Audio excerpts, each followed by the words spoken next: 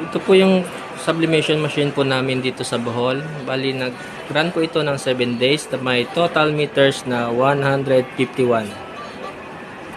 Ito po yung printer head, capping, head clean,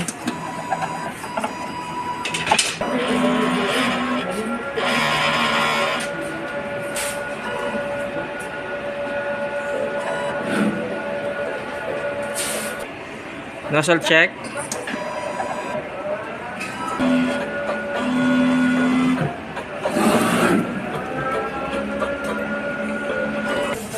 ink system ay tama lang,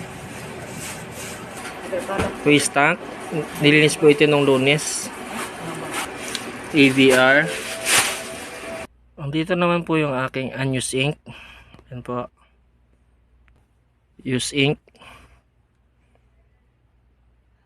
At ito naman po yung nagamit ko si MYK. Ito po yung black, magenta,